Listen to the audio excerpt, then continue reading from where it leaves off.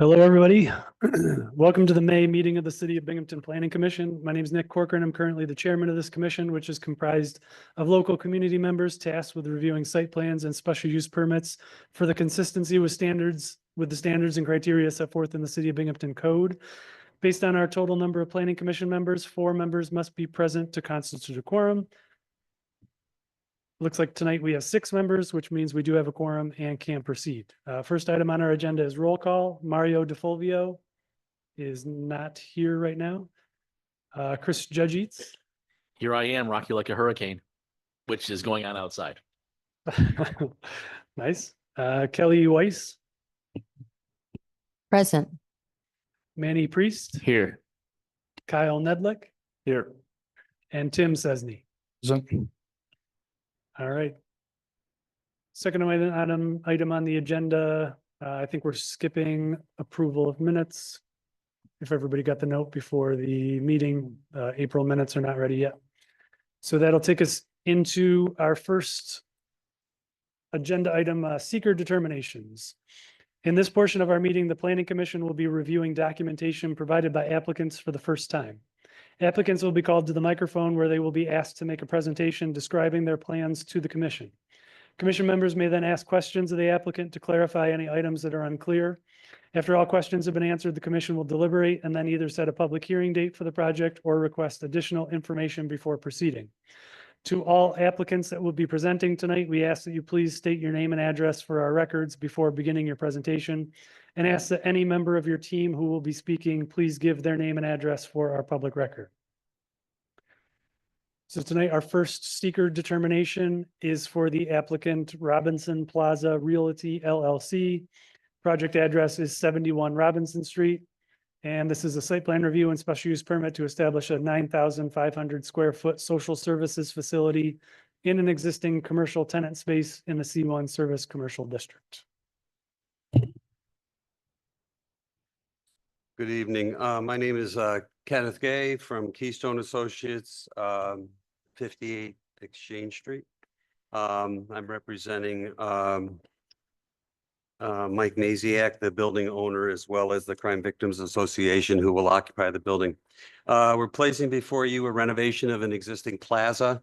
It's a 9,521 square foot renovation of an existing storefront. We're proposing to have this be a facility to provide care, support, advocacy for people that have been affected by crime, and provide safe harbor program and basically some education in those services. There's no addition in the project. We're just reoccupying a vacant building and providing office space and as well as conference space and other support facilities. There's no earthwork associated with this. We're utilizing existing parking lot. We're basically designating 12 parking spots for this. One of them being an accessible parking spot as well as a bike rack. And that's fairly much the totality of the project. All right. Any questions, comments? Chris? 2 questions. First question for the applicant.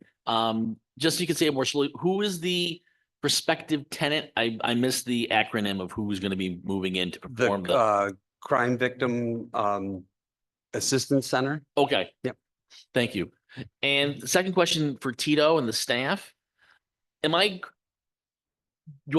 we approve a different project for this property within the last year or 2, or is that like for a neighboring parcel? This looks vaguely familiar. That there was a different proposal for this site. Yes. That didn't materialize. I'm good then.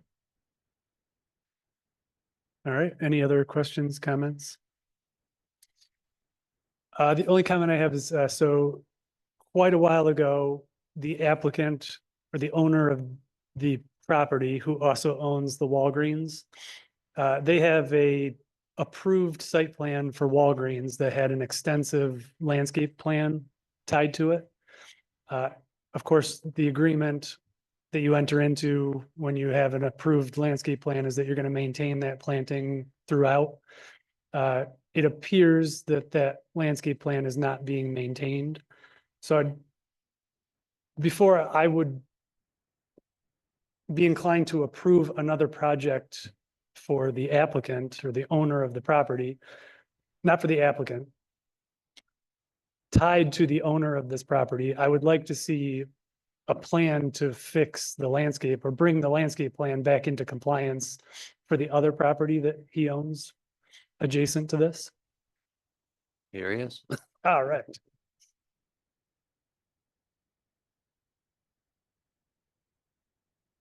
My name is Peter Michael Masiak. You're right, we did for the landscape when we did Walgreens, but they've been basically supposed to maintain their landscaping in the right of way going through there and around the facility there. They've had a lot of issues there. They've had people start taking the landscaping, Oh, some of it out there. Of course, they were using it for a little fort across the street, the Brandywine there, tucked in the woods there. But no, we mulched it last year.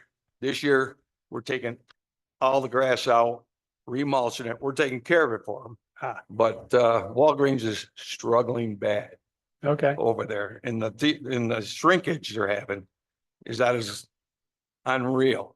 And actually, just the other day, two of the homeless were out back.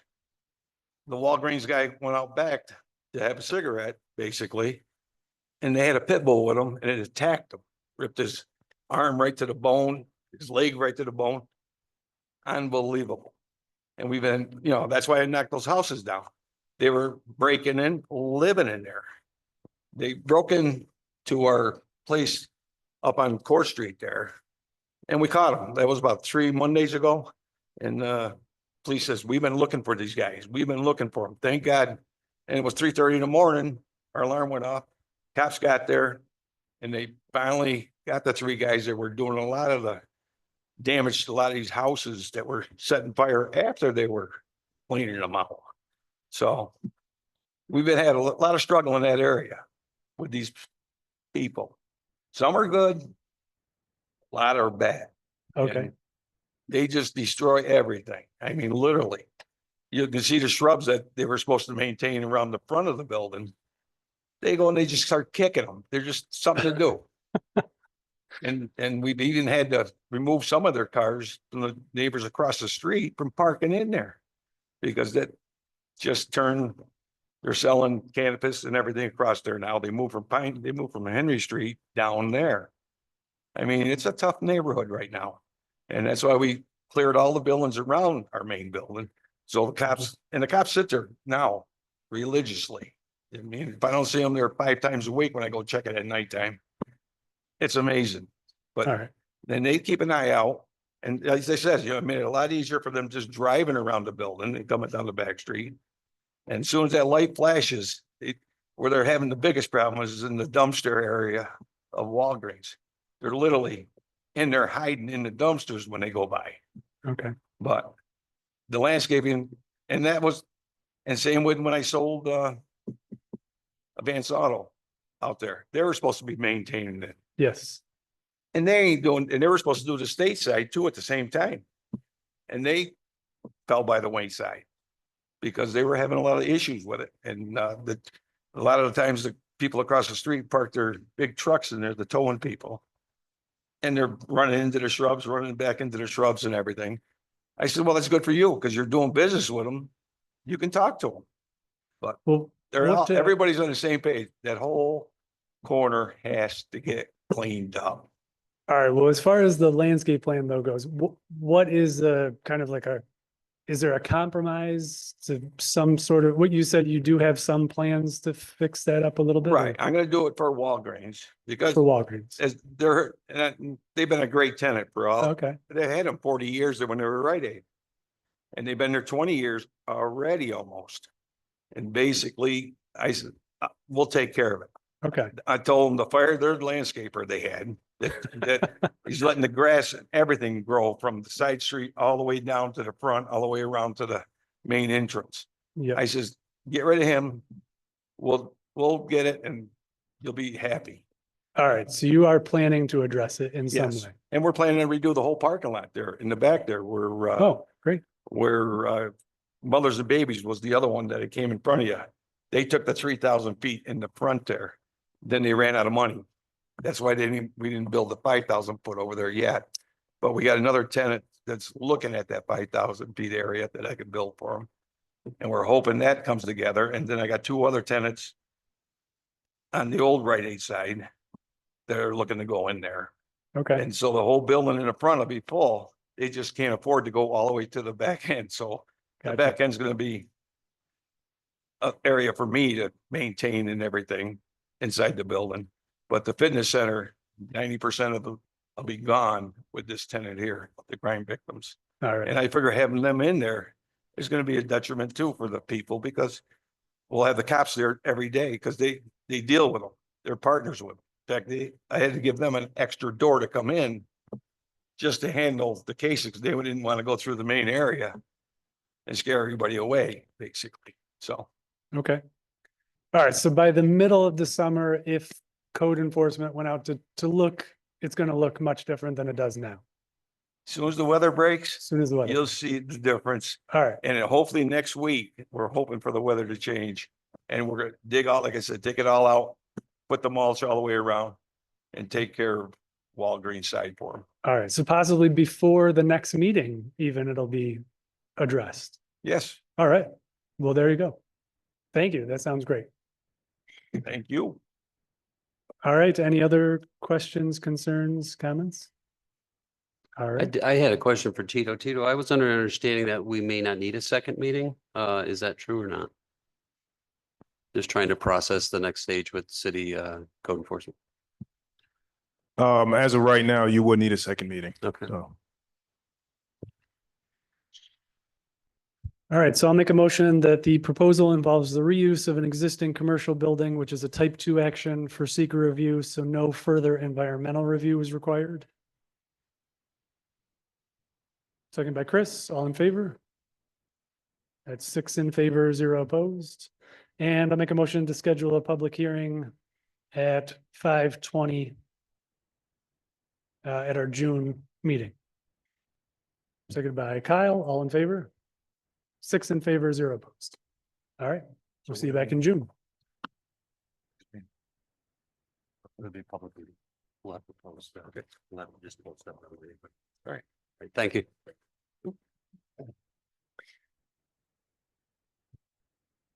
All right, our next seeker determination tonight is for the applicant Gregory Griffiths. The project address is 40 Liberty Street. This is a site plan review and special use permit for the establishment of a vehicle sales rental facility in the I-3 Heavy Industrial District.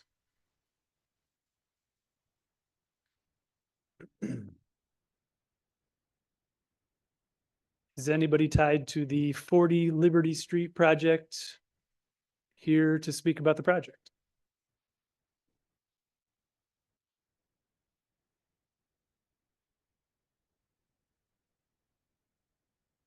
All right. All right.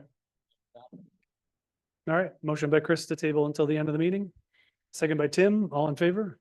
6 in favor, 0 opposed. All right, that'll move us into public hearings. In this portion of our meeting, we'll be holding open public hearings to obtain public opinion in regard to specific projects that are up for review. Applicants will be asked to come to the microphone and make a brief presentation describing their project. For most projects, this is the second time we are reviewing your information, so it would be very helpful if you could please give us a brief overview of the project to remind us what you're planning, and then clearly identify any changes that have been made since the last time we saw you. When the applicant is done presenting and any clarifications have been reviewed, we will open the public hearing and allow members of the community to speak about the applicant's proposal. After the commission has heard from all community members interested in speaking tonight, the public hearing will be closed and the commission will deliberate. To our applicants, when your project name is called, please come to the microphone and start off by giving the name and address of any member of the applicant's team that is planning to speak. And anyone from the community that will be speaking in regards to a project tonight, we ask that you please also start off by stating your name and address for our records. For anyone unfamiliar with the format of a public hearing, we'll be opening the microphone to solicit public comment about a specific project that's up for review. Public comments should be directed to the members of the Planning Commission and staff and not directed towards the applicant. It's not acceptable for any member of the public to enter into any form of discussion with the applicant directly during the meeting. The commission members will take note of any specific questions or comments that come up during the public comment portion of the meeting.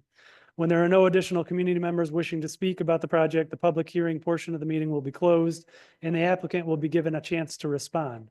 The commission members will ask the applicant to comment on any questions that were brought up by the community if they are relevant to our review. It will again not be acceptable for any member of the public to attempt to enter into a dialogue with the applicant while they respond to questions or comments that arose during the public hearing. We're also asking that everybody limit their comments to 5 minutes tonight. All right, so tonight, our first public hearing will be for the applicant Briad Development LLC. Project address is 265 Court Street. This is a site plan review and special use permit to construct a vehicle fuel station, convenience store, and 2 drive-through restaurants in the C1 Service Commercial District. Good evening. My name's James Tallarico. I'm the representative of Briad Development LLC, the applicant for the project. We're currently in front of you tonight for the public portion to revisit what we presented to you last month, which we're looking to redevelop 265 Court Street to be a convenience store with gas station with not approximately, but 10 fueling stations, 2 diesel and 8 standard pumps, along with a Jimmy John's sub shop and a Wendy's with dual drive-through for both Jimmy John's and Wendy's. All right, any changes to the site plan since last meeting? Yes, we addressed all the comments that were proposed or requested at the last meeting, which had to do with lighting, landscaping, revised some of the grading as well to try to make the site more conducive to Court Street and from a visibility standpoint. Just this afternoon, we presented in front of the CAUD board for the demolition of the existing accessory structures, which we received approval for. We've also filed with CBA for the variances that we have for the project, which are mainly signage and a few zoning requirements as well. All right. Tito. So some of, a lot of the information that they submitted was in response to a county request for information. They submitted that in time for the county to now give comments for the June meeting. And so the public hearing was already advertised. However, you wouldn't be able to vote until those county comments come in prior to the June meeting. And that would also give them time to work on the variance as well. Okay. But again, the public hearing was advertised, so we do have to open the public hearing, but you all can leave it open if you choose to do so. All right. All right. Any questions or comments before we open the public hearing? Chris? Yeah, one quick question. Sure. The proposed entrance from Court Street into the new facility, that Court Street, it's kind of a, I'm gonna call it like a steep little hillside there. I'm not an architect or an engineer. So under the new plans, like, are you gonna flatten that out, or how is that gonna Yeah, do? we're cutting approximately 5 feet. Okay, The existing structures that you see, there's going to be that whole site's going to be lowered, okay, but also the transitional grades between Court Street into where the fuel canopy is, which is the first thing you would drive up to. yeah. That all meets all design criteria from a grading Okay. standpoint. I just, the idea of someone like trying to Yeah, pull I up. totally, yeah. When Okay. you look at it currently now, you're like, that looks pretty interesting, but Yeah. no, it's not going to be like that once we redevelop it. That's my one question. Sure. And it looks like that entrance is just one way in, one way out. Yeah, we're Um, proposing a right in, right out on that location. And then, so you'd have to turn on to Liberty or, Henry. yes, yep, okay. For those are both two-way in and out, Correct. it looks like, Yes. okay. Where Got you can make a left or a right on both of those ingress and egress points. Whereas the one on Court, you can only do a right in and a right out. And we're currently also in for DOT approval as well. Just so you guys know, that's been filed as of last month as well. So we're hoping they get comments back fairly soon so we can keep that aspect of the project moving. I just had one question on the Henry Street exit. So would the stop lines still be all the way down at the near the traffic light, or would they be backed up behind the entrance? And maybe that's a question for Tito or the city. Could you repeat that? The Henry Street entry exit, it looks like the stop lines on the street are shown past down by the traffic light. Would they be moved behind the entry exit or adjusted? Pull up the plan. I'm just thinking if there's more than like 2 cars lined up there, it could block that in out.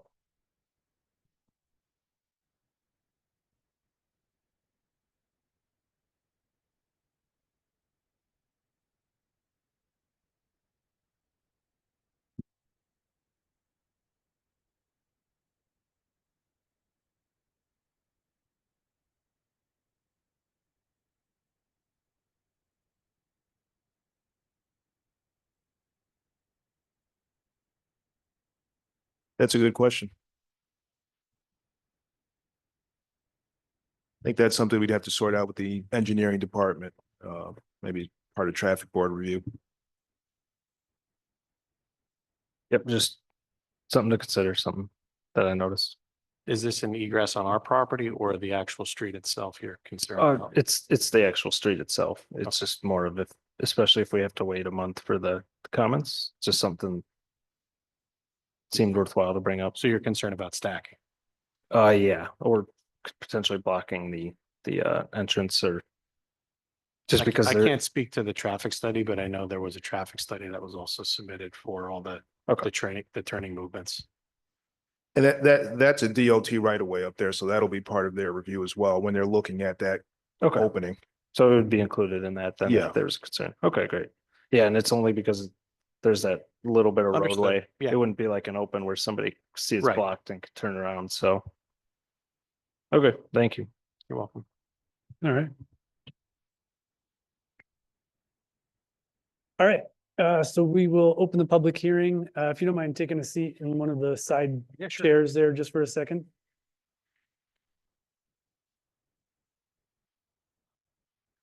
All right, so this is the public hearing for the applicant, Briad Development LLC.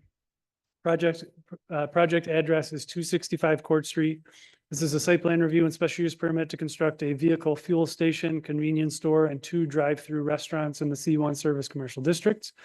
If anybody is here to talk about the project, please come to the microphone.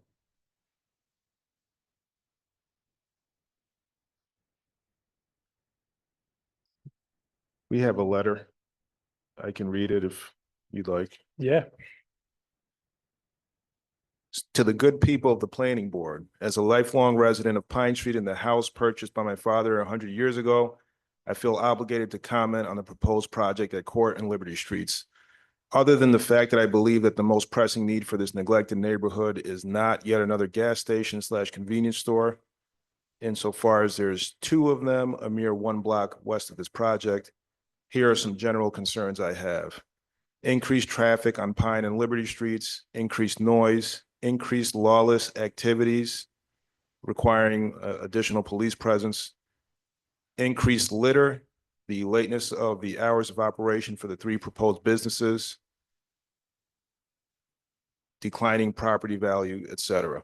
Thank you for considering my concerns. Sincerely, William Rubiconti.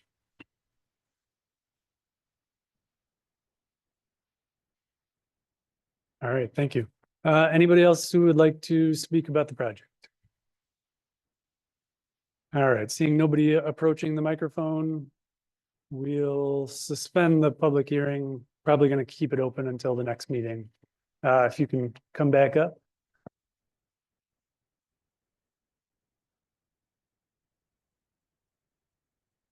All right, do you mind just refreshing us on the hours of operation? Sure, the convenience, so there's 3 uses, as I explained. The Wendy's at this point in time, we're anticipating to stay open till 2 a.m. depending on sales. The Jimmy John's portion would be open till 10 PM. And the convenience store and gas station would be 24 hours. And all uses are operated by the same owner, which is Bride, well, it won't be Bride Development, but it'll be the entity underneath our company umbrella. Okay. So there'll be one general manager that manages the entire store. All right. All three uses within that store.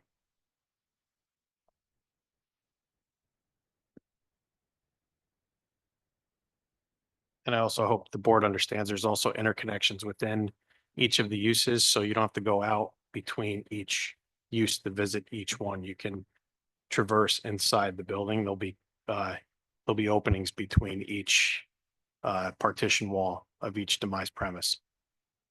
Okay.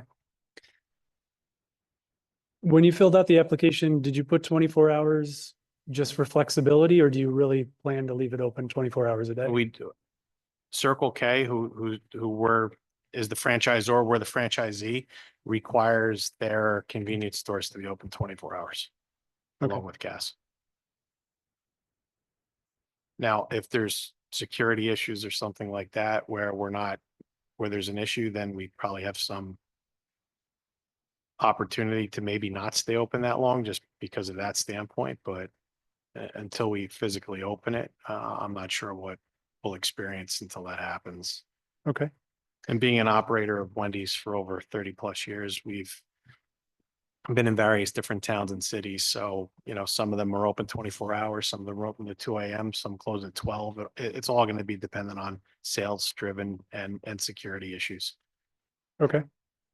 Anybody concerned about the hours of operation since it was written in as a comment?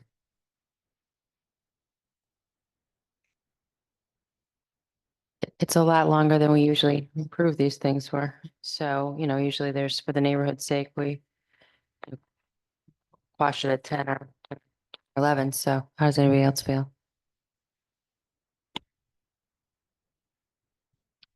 I guess, is there like a standard time that has been established in the past for similar projects? That'd be a good thing to know. I think when these things are more embedded in a neighborhood, that the more common closing time is 11. I would say in this case, they have pretty busy commercial corridors to the north and south, a highway to the east. And there are some apartments, I believe, across Liberty. That being said, it's a pretty large site and the business itself is in the center of that site. So it's not like it's right up on the residential properties. But to answer your original question, 11 is usually the time. If there's potential for disturbance to a residential area. I guess just want to bring it up because, yeah, in the past we've restricted, but like Tito said, they have been very close to full neighborhoods. This is not exactly the same thing. So, all right. The other example, I can remember we did something recently. There was somebody moving in on this, one of the, I don't know the street address, somewhere on State Street. And the concerns, we didn't want that convenience store open when the police are trying to clear out the bars at like 2 AM. That was a very specific for that geography of that block. Yep. All right. Everybody feels good? All right. Well, let's see. So you don't want us to do seeker until county comments come back? Yeah, correct. You would wait for the public hearing to be closed to conclude seeker. Okay. Of course, you already started at the last meeting, but to issue your declaration, you'd have to wait until the June meeting. Right. All right. So it looks like since we don't have the county review comments, we can't make a final decision on the project anyway. Okay. And it gives you time to go through the zoning board review. So it'll get tabled until the next meeting. When is the next meeting?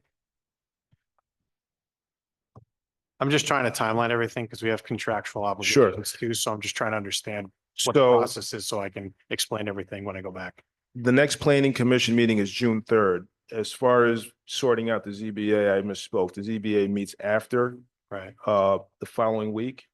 But that doesn't preclude you all from making a decision subject to the approval of the variances if you're okay with the rest of the site plan.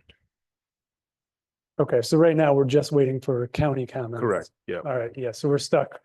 So as long as you have county comments before June 3rd, you would be able to revisit next on the June 3rd meeting, Yes. even though it's prior to the ZBA approval. Yes. And then assuming if it does get approved, you would condition that approval based upon, you know, obviously the ZBA and probably DOT approval as well. Yep. Okay. How does that affect your timeline? I don't think it really affects it. If you were going to tell me that the zoning was going to push it another month, that is potentially problematic, but Okay, I think we're okay. okay. All right, then looks like we've talked about it fully and we just need a motion to table. All right, motion to table by Tim. All in favor, or sorry, second by Chris, all in favor? All right, that's 6 in favor, 0 opposed. All right, so we'll table until the June meeting. We'll have you come back. Public hearing will stay open just in case something new comes up. And then we'll invite people to comment next meeting and then we'll make a final decision, Okay. most likely. All right. Thank you. Appreciate it. Yep.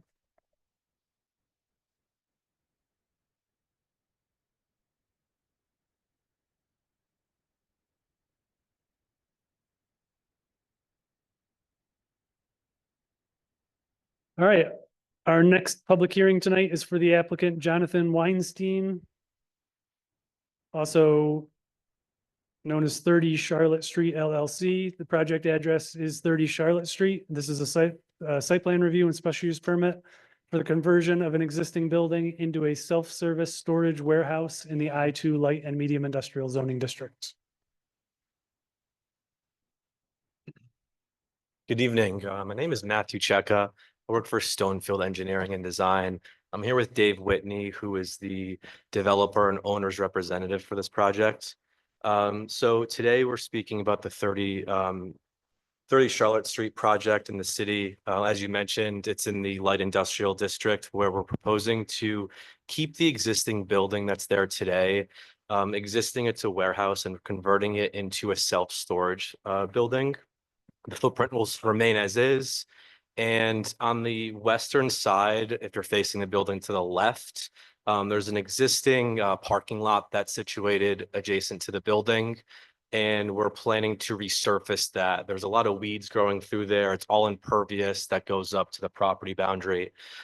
With that, we're proposing to reduce impervious surfaces by 4,000 square feet, which we believe is a major win for the project. It's going to help with runoff and reduce just flows to the city system from a stormwater perspective.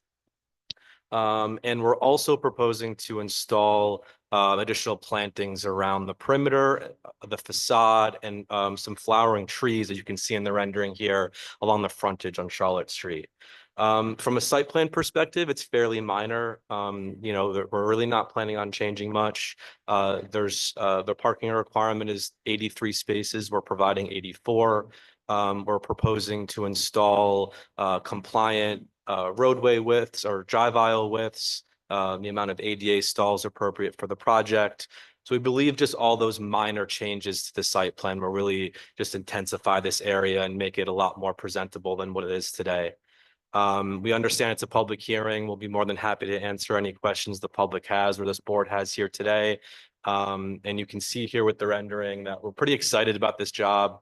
It should be a really just positive and just overall improvement to the neighborhood that's there today. All right. Any questions before we open the public hearing? All right. That rendering has been submitted as part of the application? That is correct. Yes, it's been included in the resubmission. Great.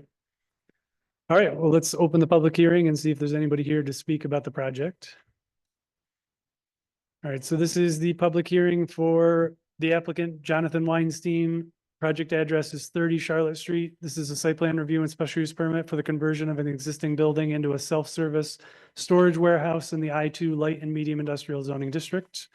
If there's anybody who would like to speak about the project, please come to the microphone.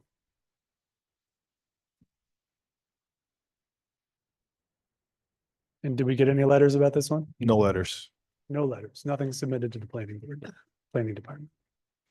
All right. Seeing nobody approaching the microphone, we'll close the public hearing. All right, anybody have any last questions, comments?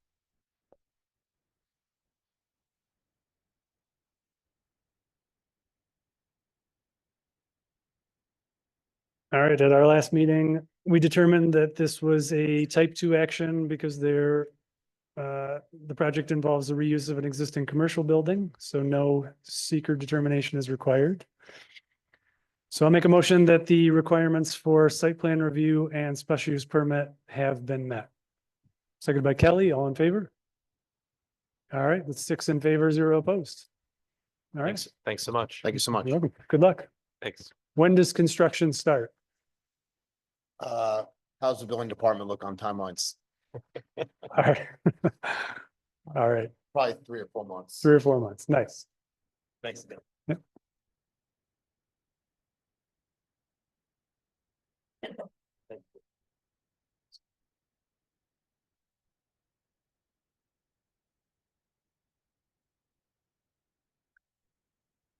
All right, our next public hearing tonight is for the applicant Clear Housing LLC.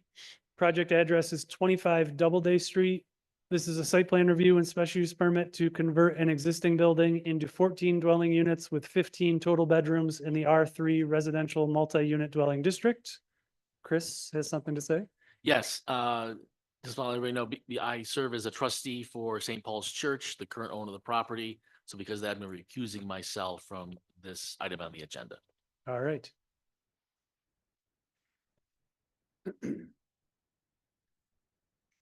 Welcome back. Thank you for having me. Michael Abitan, address is 379 West Broadway, New York, 10012. I'm here on behalf of Clear Housing LLC to present 25 Doubleday Street. It is currently a vacant convent owned by the church that we plan to purchase, along with a portion of 19 Doubleday Street. We plan to convert the building into 14 apartments with 6 studios, 7 one-bedrooms, and 1 two-bedroom. The original site plan had 8 parking spots with 1 ADA compliant spot. From the last meeting, we changed the site plan to have 11 parking spots, which includes 1 ADA compliant spot. This changes the variance request to 3 parking spaces that we'll be needing a variance for. There was also a comment about the refuse collection. We are going to keep the dumpster in the current location, but we've consulted with a local waste management company and confirmed that the dumpster location is not going to be an issue as long as we get the dumpsters that have wheels on the bottom of it so a garbage truck can back in. The dumpsters will be rolled out, disposed of, and then rolled back into the private fence. There was also a comment about the privacy of the driveway between our space and the church's. We spoke to the church and confirmed that there will be some type of parking bumper or a parking bumper or something along the lines of that.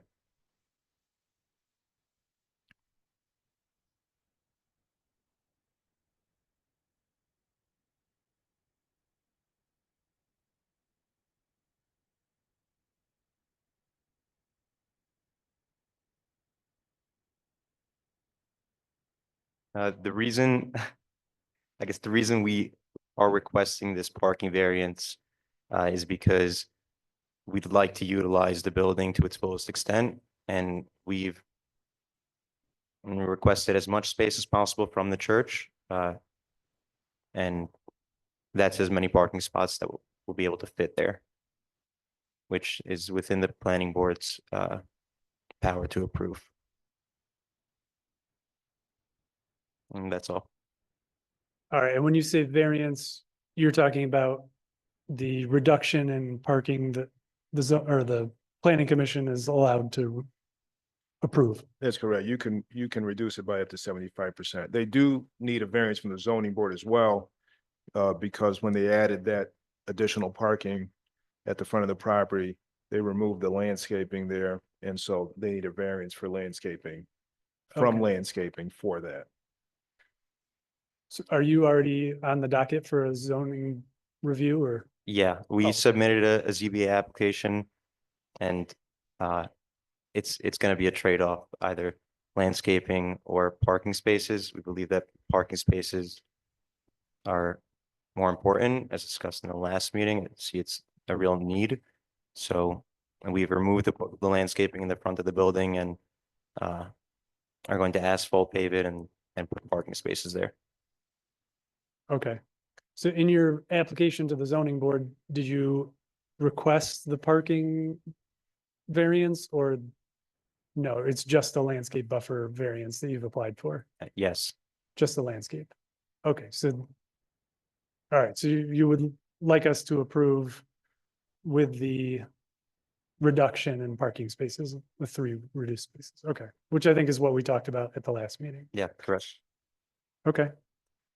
Any other questions, comments before we open the public hearing? Okay, Just to clarify, so the bumpers would be on the church's side of the parking lot. They would be the ones putting them in, you're saying? Yes, Okay. And I guess they were the ones that requested the barrier anyways, so just wanted to clarify, thanks. all right. All right, well, let's open the public hearing and see if there's anybody here to speak about the project. All right, so this is the public hearing for the applicant Clear Housing LLC. Project address is 25 Doubleday Street. This is a site plan review and special use permit to convert an existing building into 14 dwelling units with 15 total bedrooms in the R3 residential multi-unit dwelling district. If there's anybody that would like to speak about the project, please come to the microphone.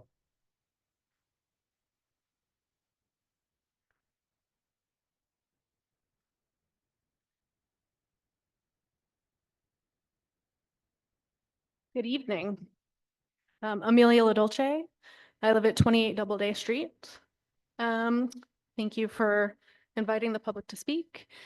So as somebody who lives across the street from this property, I of course have concerns about the density of the number of units that are going to be in the building. And then also in a broader sense for our community, the issue of lack of housing stock that we're missing. So Doubleday Street has had houses lost to neglect in recent years, which means we have less housing for families and we need more units in this neighborhood for families. So that means multi-bedroom units. So taking an asset like this building and turning it into a sardine can, you could say, we're not meeting the needs of our community. And while it's the right of a private property owner to develop their property within what the law allows in our community, I think we should consider those broader needs. And that is the Planning Commission's purview as an entity that is here to help see that the comprehensive plan is implemented and that the priorities outlined in the comprehensive plan are kept top of mind as development is proposed. I think also we should be concerned and cautious when we have developers who have a prior track record that is not less than stellar. I know the applicant himself did not own some of the properties, or the properties owned by Isaac Ansroot, but he was in business with that individual, and that has had serious consequences for our community.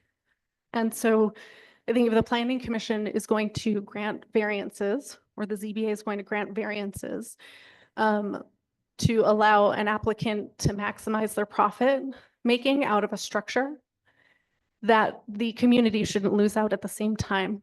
So there shouldn't be variances for landscaping or parking so that that individual can put more units in the building. that maybe it's up to the planning department to determine whether or not that building is actually suitable for that number of units as it is. But I realize that there's a larger policy issue here at hand that is bigger than what the Planning Commission has purview over or can affect. But I think that with what is within your purview, we shouldn't compromise the long-term needs of the community for short-term profit making for an individual or a company who can still make a profit off of that building without having so many units. I think that's all I have to say. Thank you. Thank you. Anybody else who'd like to speak about the project?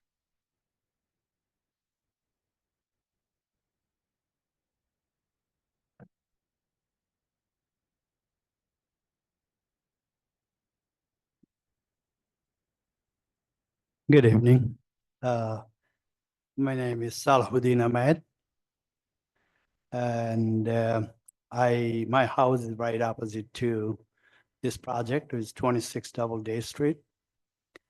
I bought this property about 2 years back. And because I couldn't afford a house in New York City, so I ended up buying a property here still. I thought it's affordable, close to the downtown. And after buying the house, I have improved a lot to make it the way I want to have it look. Did good grass and landscaping in front, yard and everything. And after buying the property, few of my friends, they also bought property in the same block. And this project, I just came here today from New York City. I often come here and go there. So I think what brought me here is by looking at the request for review about turning this property to a 14-unit apartment building.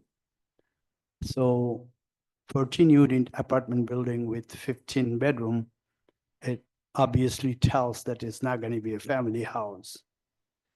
And if these are rented to individuals like bachelors or maybe students, I really have very bitter experience seeing how students behave when they don't live in the dorm, rather lives in the apartments in the neighborhood. I had to myself a couple of times call police to stop them because they crowd the whole block. They dance, they are drunk. I'm not saying everybody is that way, but sometimes they can go wild. So just picturing that, I had to come here to share my concern that I don't want to experience something where I thought I would be living much better way. And our friends, some of them, they came here too. They're planning to buy houses in the block. And I hope renting it to some family would be better. But the best would be to, if we can keep this property as a prayer house, as it's been. As a prayer house itself by character, it brings a lot of comfort in the heart of the people who lives in the neighborhood because it's a prayer house of God. And that has a big plus to keep the community more in control because of the psychological effect. So just to share an additional information, some of the people I spoke to, they said, we can talk to the church, we can find out if they want to sell it to us, we can buy it and make it a prayer house, just not to convert it to a unit like that. So it stays as it is. So this was my concern. But then again, all concerns are concerns. All depends on how you view it and how you put the weight on it. That's up to you now. Thank you. All right, thank you. Anybody else who'd like to speak about the project?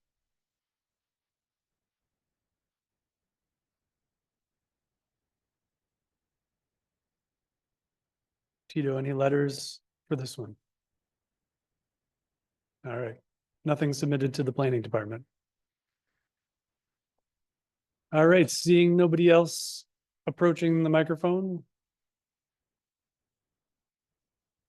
Do we got county comments on the plan? We didn't need them. All right, we didn't need county comments on this one. All right, seeing nobody else approaching the microphone, we'll close the public hearing. Come on back up.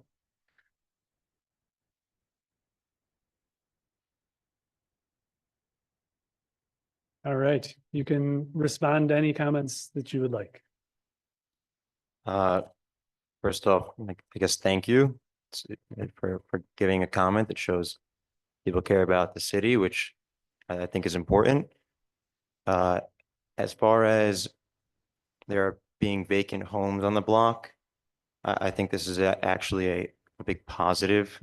We're injecting capital into the neighborhood. We're lighting up a vacant property. It's been long vacant, bringing good foot traffic to the block with bringing a building to life with modern finishes.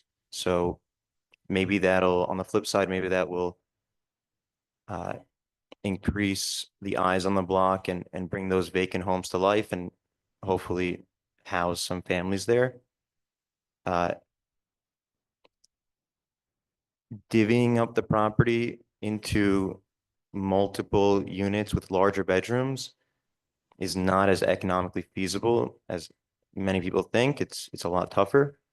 But if the concern is that there's going to be bachelors there or any type of non attractive resident to the neighborhood, you could say the same thing if you actually put larger units. You can have a lot of neglect on the block from kids running up and down. Or students in each type of bedroom. It can go either way. As far as my prior track record, it's all public knowledge. The houses that I own right now are in amazing shape. There's 160 Hawley.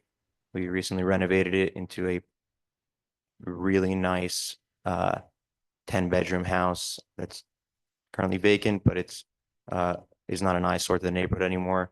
We own 180 Hawley, which are really nice townhomes, as well as 155 Hawley, which is a 2-family home that was vacant and we again brought to life. There is no doubt that the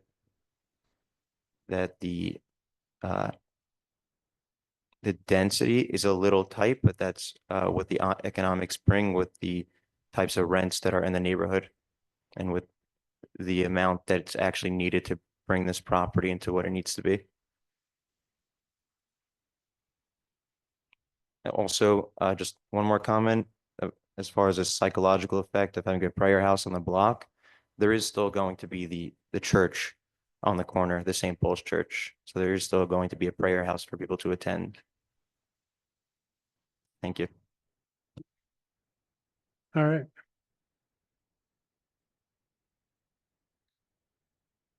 Any follow-up questions, comments from Planning Commission? Okay. So I did watch last month's meeting. I know I wasn't in attendance, but could you remind us what the current breakout of the structures in terms, and maybe this is a question for Tito or someone else, of what the current breakdown of the building is in terms of number of units, number of bedrooms? So this was formerly a convent, if I'm not mistaken. It is currently it currently has 10 bedrooms inside. Okay, so it's like a shared space right now, currently? Yeah, well, right now it's vacant, but there are 10 bedrooms and then there are other, there are meeting rooms and communal spaces in there.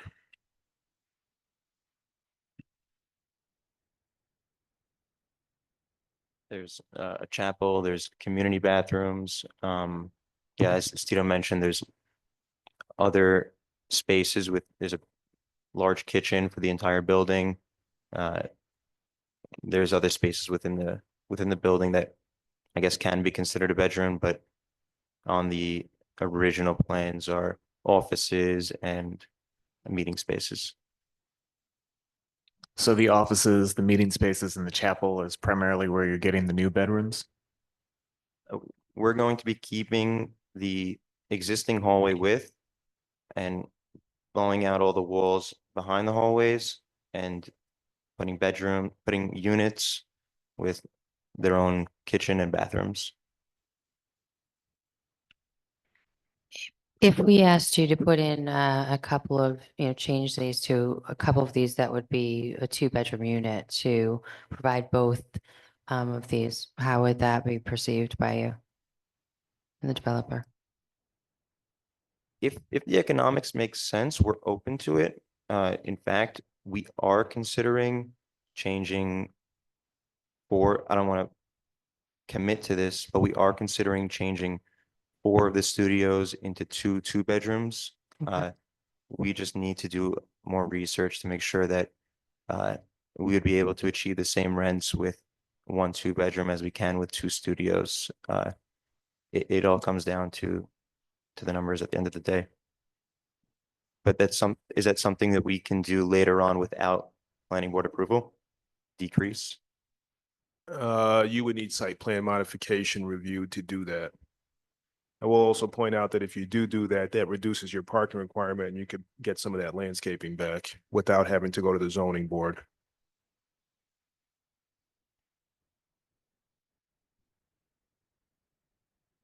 As is though, we would like to go for the original plans because that's what we've been pushing for. That's what works right now.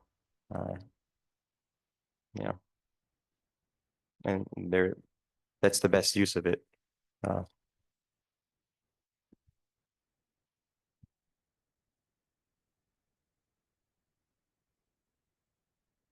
Also, not to point down at anything obvious, but there is a housing shortage. Bringing these units online will help that in some way, whether it's a studio or a 2-bedroom.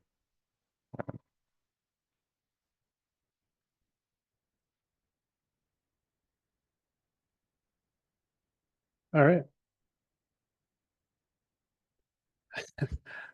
How's everybody feeling? It seems like there's still concern about not having enough 2-bedroom units in this. I think that's how I feel. And it would eliminate the need to grant a variance, like you said.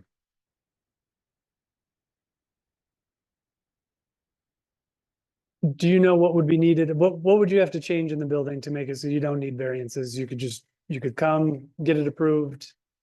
You wouldn't be maximizing. You wouldn't be needing variances, so you'd have a plan that met the code requirements as written. We would put 11 units. Either a mix of 1-bedrooms and 2-bedrooms. If is the concern, if I change this to a 12-unit with 7 1-beds. Sorry, 1 second. 7 1-beds, 2 studios, and 3 2-bedrooms. With a parking request of 1 space now. Is that something that would be more advantageous to the community? If it is, I would be better with that. I feel like it shows to the community that we're trying to bring in some families as well as, just not individuals. It might keep the building in balance and allow for, some growth and community there.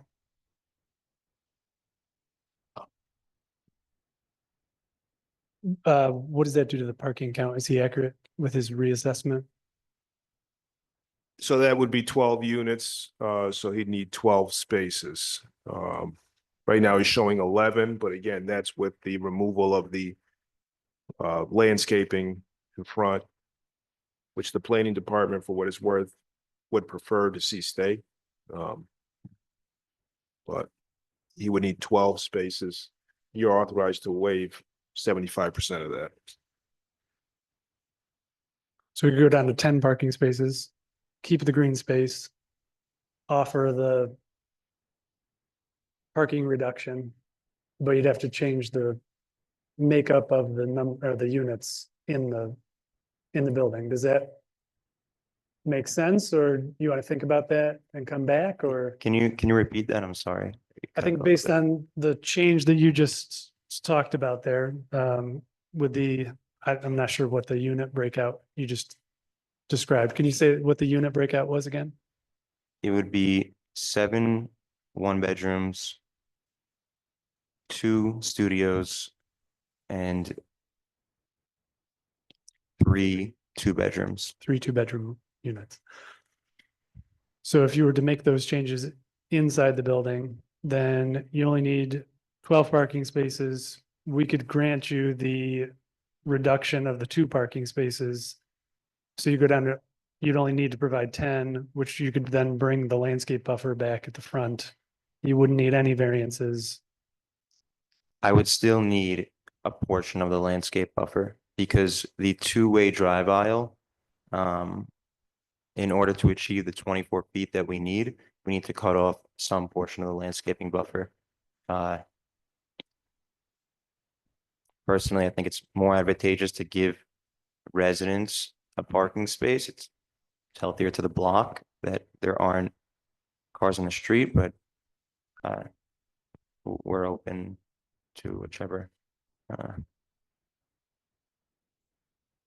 Okay. Just to clarify that, what he's saying is he would still have to reduce the amount of landscaping that's currently there, but that reduction would not require variance because if he eliminates that closest parking spot, which is 9 feet wide, that's almost double the required 5-foot landscape buffer. So he would forego variance if he gets rid of that parking spot.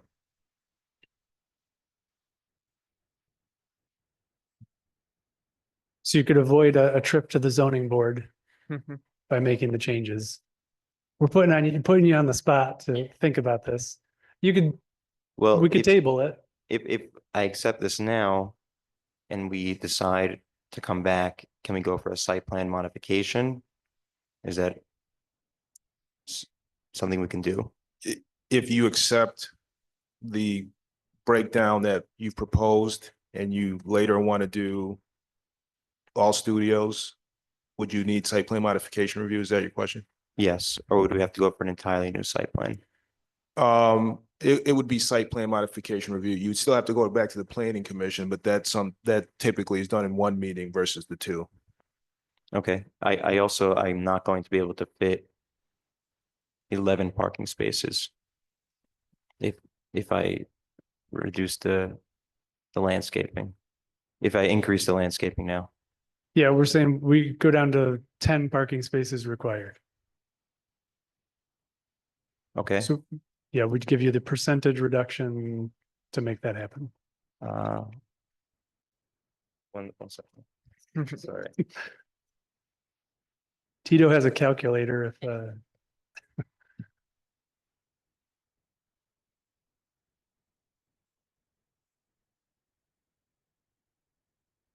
The landscaping that's there right now is about 21 feet, 21 to 22 feet. Each parking space requires 9 feet. And we need 1 ADA compliant spot. So it's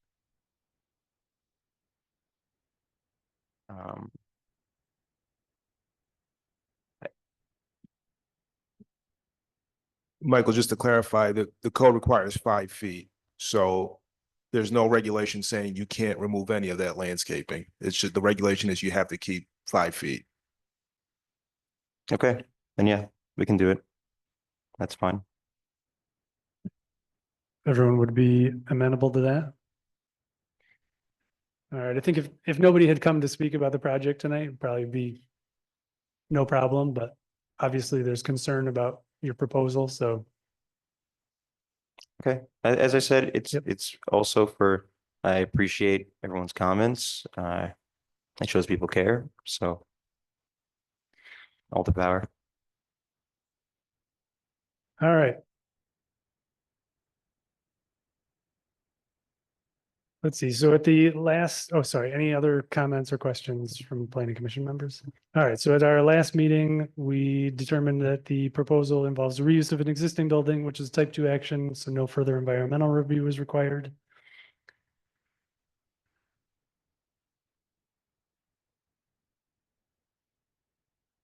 All right, and I'll make a motion that the requirements for site plan review and special use permit have been met, contingent on the applicant submitting a revised plan to the planning department that shows the revisions to the number of units or makeup of the units in the building. We'll do that motion first. So second by Kelly, all in favor? It's 4 in favor, all opposed. All right, 1 opposed. So that passes. All right, and I'll make a motion. Do we know what the percentage reduction is for? I would just say to approve the site plan with 10 parking spaces where 14 are required. All right, so I'll make a motion for approval of the site plan with 10 parking spaces where 14 are required. Second by Kelly, all in favor. All right, that's 4 in favor, 1 opposed. All right. Compromise. All right, Thank you. thank you.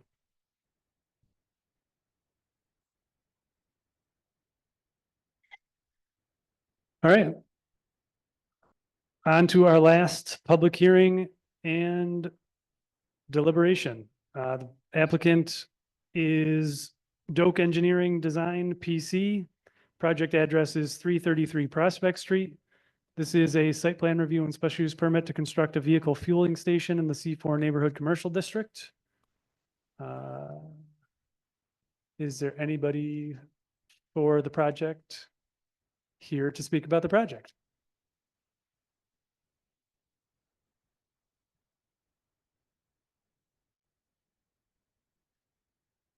All right.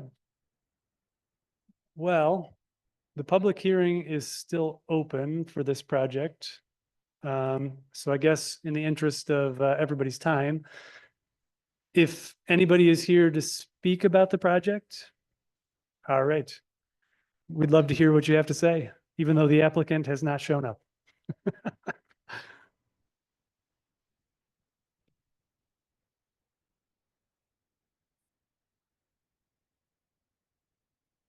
Thank you. I was here last month as well and spoke. My name is Sharon Exley. I'm the Deputy Supervisor in the town of Dickinson. After having thought about it a bit, the gentleman that was with me last month was not able to be here, but he did leave some questions for me to ask. And one that I had, the developer had mentioned that the gas delivery, the tanker truck, would try to stay away from daytime hours. And she mentioned a 4 a.m. delivery time as a potential. And I just wondered if the city has a noise ordinance. The town of Dickinson does. And, you know, with a running tanker truck, I mean, we prohibit noises like that daytime or, you know, weekdays from 10 p.m. to 7 a.m. And Dickinson is literally right across the street. So I don't know how that would mesh with the city's noise ordinance if you do have one. Like I say, the gentleman that was with me is a volunteer fireman for Prospect Terrace. And he had looked up some regulations as far as New York State Fire Code. And he had concerns about the professional, the lot line. According to New York State Fire Code, any gasoline dispenser must be 10 feet or more from the lot line. So he questioned, has the lot line been established? And the dispensers also need to be at least 10 feet from the building itself. Given the tight constraints, he's concerned that there is not enough room in there to satisfy those, at least those two requirements. And he also noted that the dispensing hose, when it's fully extended, it has to be at least 5 feet from a building opening, meaning a window or a door. So those were his main concerns. So I don't know how that plays into, what your decision might be. But I appreciate you letting me speak again. Yeah. Well, these are great comments. I think we'll definitely ask the applicant when they're back to comment on these comments, so. All right, anybody else who would like to speak about the 333 Prospect Street project? I don't know, Tito, what is this doing to our timeline for review on this? That they're not here this month? Is anything going to expire, any of our time to make a motion or to review seeker, approve seeker? No, I don't think so. I don't think so. I think you could, if you close the public hearing. Again, As well. They have Tito, no let me just time to ask be this. Did they alert you guys in Yeah. planning that they would either not be attending? Did they submit any updated materials? I didn't see anything on base camp, so I'm assuming no. No, I had that question with how were they notified as well? Was it just last meeting when they were, I would assume they were notified last meeting that they'd be back today, right? yeah, they were aware of when the next meeting was. I sent the county comments to them last Thursday, and they didn't respond. So I'm not sure what's going on. I feel they had, if this was important to them, they'd be here for this. I'm ready to make a motion to deny the site plan. My only concern about that would be if there is something weird wonky going on and there's a miscommunication on when they were supposed to be here. And then we vote They can one way or resubmit. the other. I agree. And let's be honest, if I'm not gonna speak for anybody else other than myself. If they're gonna want to approve it, they're gonna need to submit a whole bunch of new stuff. Okay. Because I don't think that as stands, they come back 14 times. I suspect they're not gonna have the majority votes. Unless the plan does not include a gas station. Yeah. And I think the first time that they were up, they actually asked like the day of the meeting for it to be tabled, right? So they had already pushed back a month before. They have tabled once before, yeah. Okay. All right, so the only other implication that we may be entering into is the city council is currently considering legislation to not allow gas stations within a certain distance of residential zones. Is that correct? That's correct. That's before a committee. Not necessarily progressing yet, but Okay, so so there's it no hasn't been timeline. enacted or anything. There's no timeline on that or anything. Not as right now, no. Okay. So the only thing is that potentially the next time they come here, this project wouldn't even be allowed. So by tabling it without them here, we are potentially just ending their ability to resubmit the project at all. Is that a concern for anybody? Nope. Okay. All right, I'm not gonna make the motion on this one, but I will make a motion on the record to deny the site plan. And what else are we doing here? And special use permits. To deny, do you need two separate motions for that, Nick, or is one omnibus motion sufficient? let me just check and see if we ever did the seeker review for this. We probably didn't because we didn't have county comments yet. Tito, why did we table this? Oh, we tabled last time because we didn't get the result that they were hoping for. They requested for it to be, for a full board to be present. So they That's right. requested to have it tabled. Okay, Because I was making a motion to declare this with moderate to large impacts on at least 3 of those checks. all right. I second So, Chris's yes. motion. What's that? I second the motion. Well, so we got to do the, to follow the normal procedure, we'll have to do the seeker determination first. So to make this clean for the minutes, let me withdraw my motion to deny Okay, until we do the seeker motion. I withdraw my second. all right, thank you. All right, so there are 2 things that are going to happen. So I've said this a couple of times, there's the seeker review, and it has to do purely with the environmental impacts of the project based on that list I'll read. And then there is site plan review. So if you deny or if you vote for a positive declaration, you think there is a significant problem for any of those seeker checklist items, the applicant could be forced into doing an environmental impact statement, which is a pretty significant amount of work that they would have to do.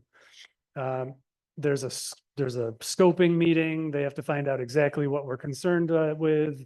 They're entitled to, get formal responses from you so that they can figure out how to mitigate your concerns. With the site plan review, yes or no, that's just pretty much a straight yes or no denial. So is that accurate in my description of what I just said? Yes. Okay. All right.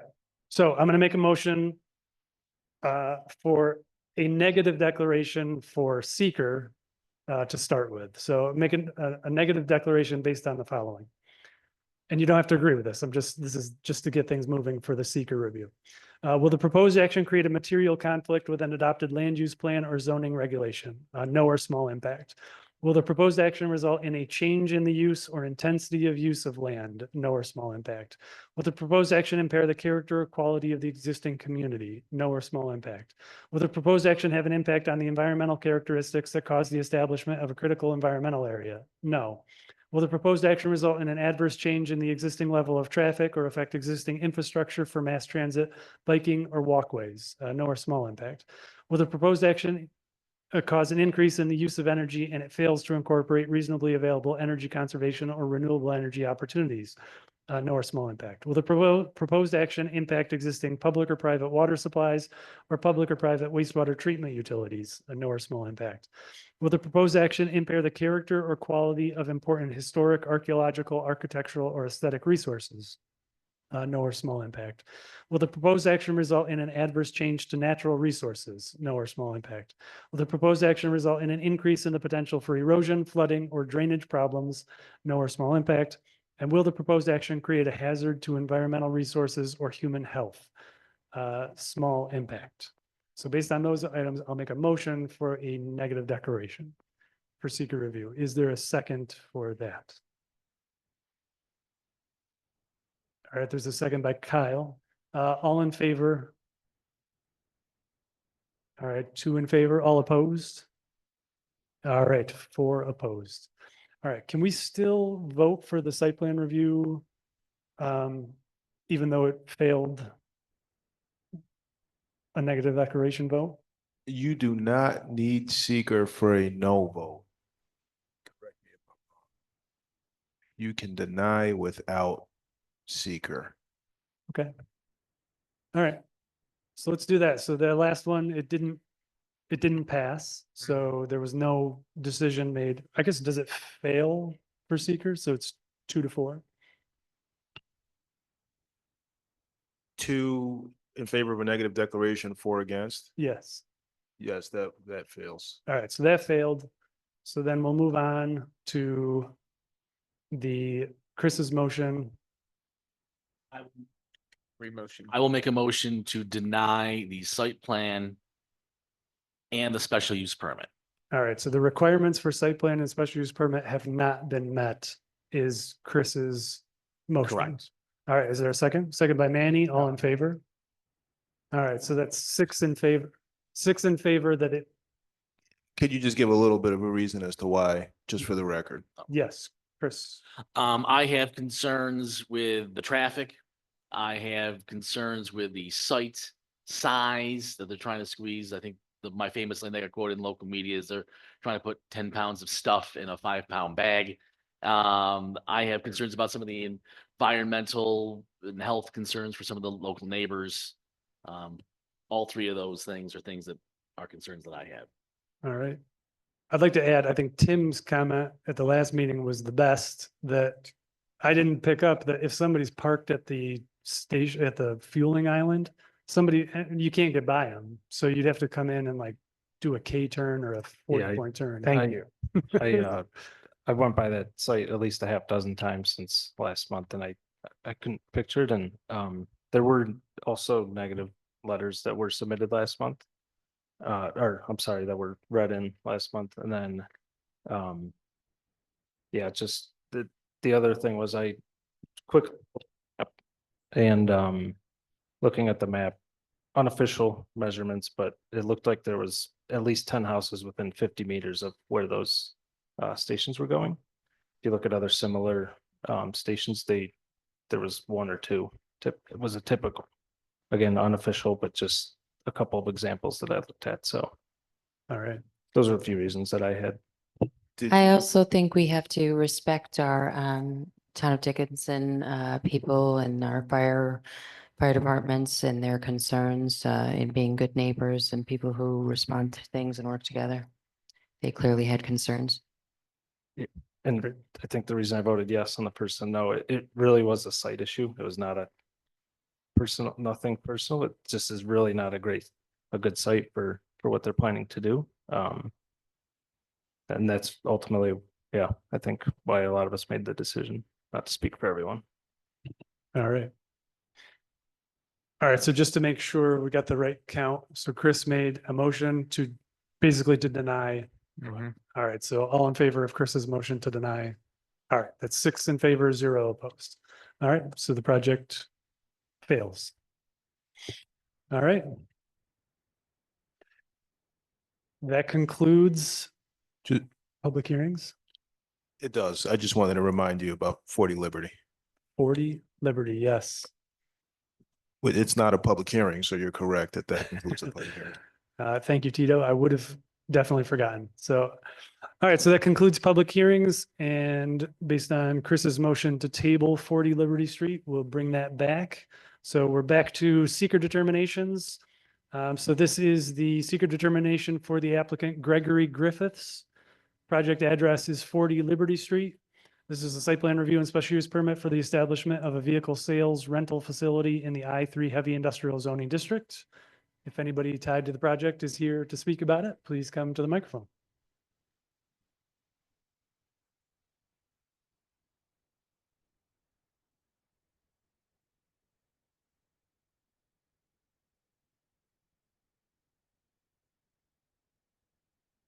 Hello, I'm Greg Griffiths.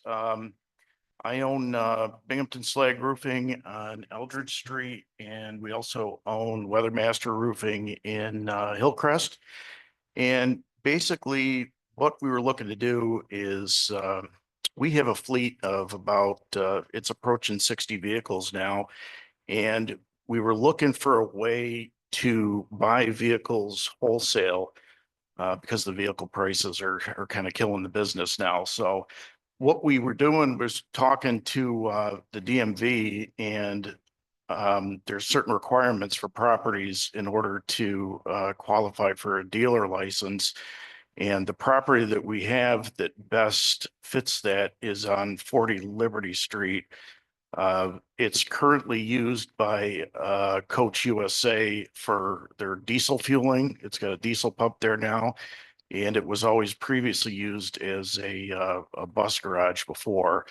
So basically, you know, to meet the DMV requirements, we just need a property just in order to hang a sign on I don't think we would have any vehicles displayed for sale. It would just be our holding company buying the vehicles to sell to the operating companies.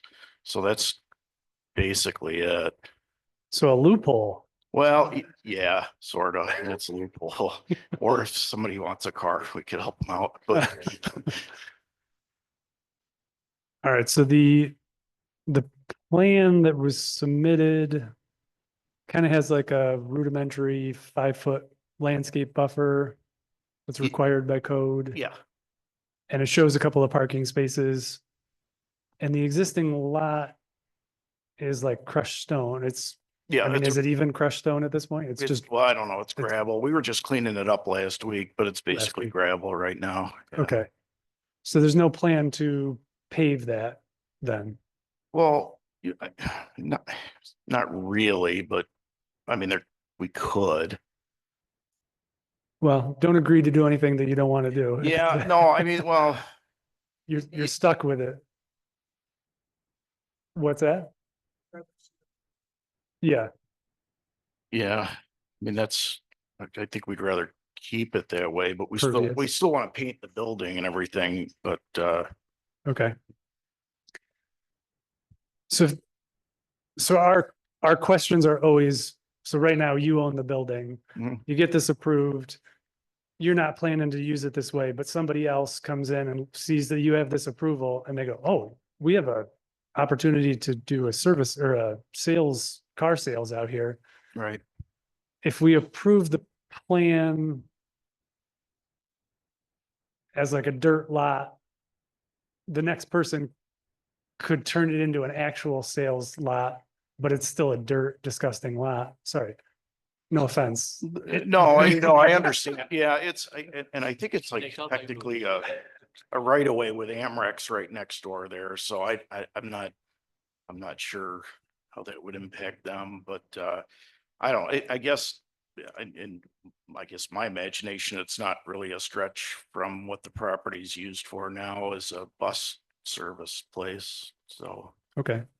How's everybody else feel about this? T, I'm gonna direct this question to you. I vaguely remember there was a Clinton Street project in the last couple of years that we approved where the applicant went back and forth with us trying to negotiate. I don't want to pave crushed stones. How about if I do some flagstones? And there's some sort of rules in city code about what is and is not allowed for, Yeah. paving and not paving.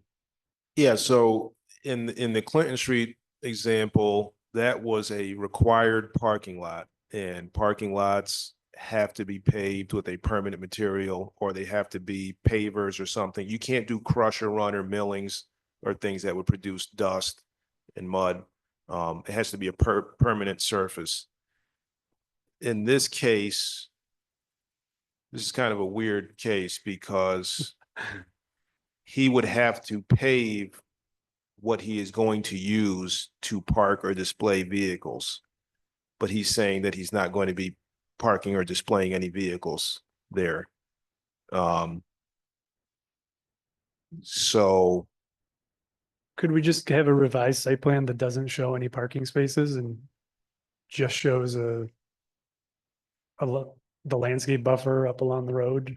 yeah, and the other weird thing about this is that the landscape buffer is required, but the paving is only required as long as he's putting in, as long as he's parking or displaying vehicles. So I think technically a revised site plan with just a landscape buffer and no parking area and a sales office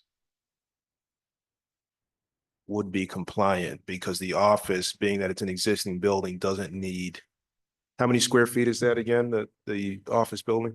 it's 40 by 100 is it's like a warehouse now, a heated warehouse. So that would not require parking. And that would protect the property from future owners. Yeah. All right.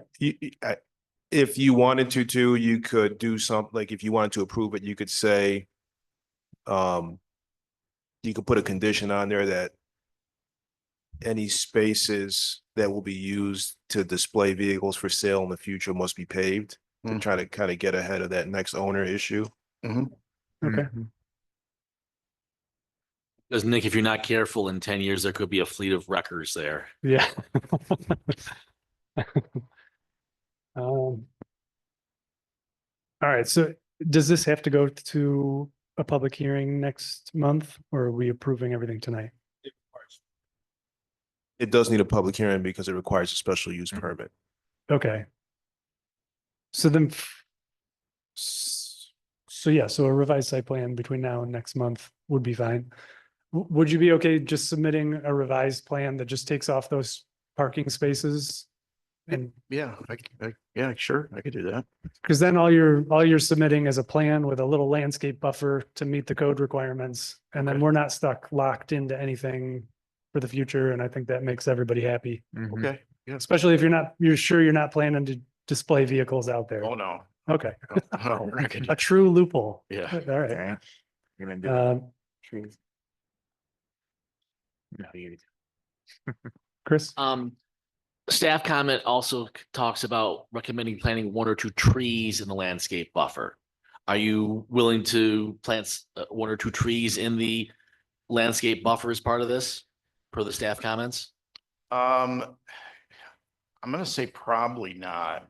And it's only because the Amrex uses that area for tractor trailers to bring in. So they kind of come onto my property to back tractor trailers up into their loading dock. So I kind of didn't want to get trees in the way, and I don't want to make a mad neighbor by putting trees in their way. Tito, how important, based on the staff comment, are the desire for trees? Well, the landscape buffer requires trees. Oh. Oh. So it's not just It's not a, yeah, grassy strip, Right. like we're afraid. that would not be a compliant landscape buffer. Yeah, Okay. yeah. All right. Okay, so So I guess you gotta. yeah, so I guess before you bite off more than you can chew, just the grassy strip is not gonna be good enough for our friends in the planning department. Okay. Okay, I wonder if can you use like planters or like planters that are you can move, or You've done- allowed that before. Yeah, we've done that before. okay, well, that might work, because then if it's in their way, I could just move it. Okay. So, yeah. Yeah. All right, you want to work with Tito between now and the next meeting and just come up with a solution that the planning department is happy with? Yeah, sure. Yeah, I could do that. Yeah, no worries. Okay. All right, then.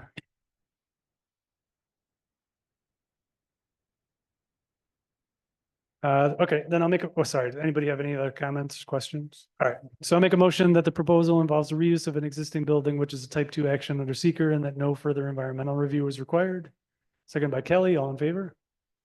All right, 6 in favor, 0 opposed. And I'll make a motion to schedule a public hearing for the project at 5:25 at our June meeting. Second by Manny, all in favor? 6 in favor, 0 opposed. All right, so we'll see you back in June and see if anybody comes to speak about the project. Okay, thanks so much. Thank you. All right, that concludes everything. Anybody have any other business they want to talk about? One question. The Bella Pizza place on Main Street, did that was not a change of use or something, so it didn't have to come in? Yeah, it's not eating and drinking. So the hookah lounge is eating and drinking, so is a pizza place. So they'll both fall under that umbrella. All right, and there's a weird building that's behind it all that has a Bella Pizza like advertisement banner on it. That's not part of the actual, like nobody's going in there to eat pizza, are they?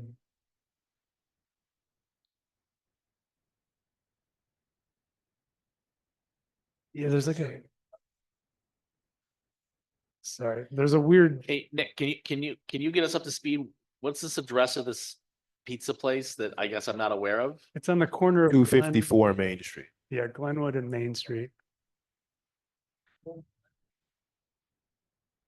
Well, I don't think there shouldn't be a building there. It's a really long building. Can I address something that, I don't know, code might deal with? There is, Oh, in the building by the auto zone did not. on Vestal Avenue. It's prostitution ring. Oh, It's in the Anush Hair Building. So, yeah. So it's, I've called. Well, I know.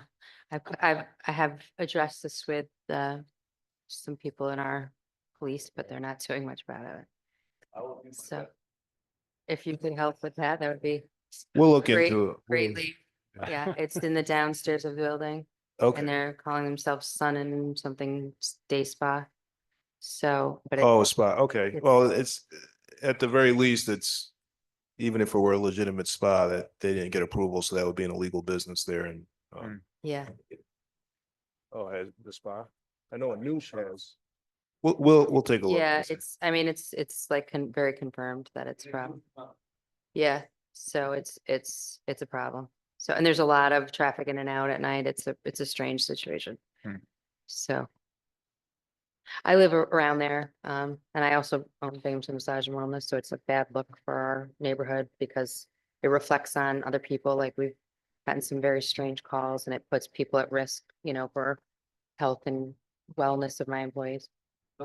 Safety, I suppose safety is what is an issue.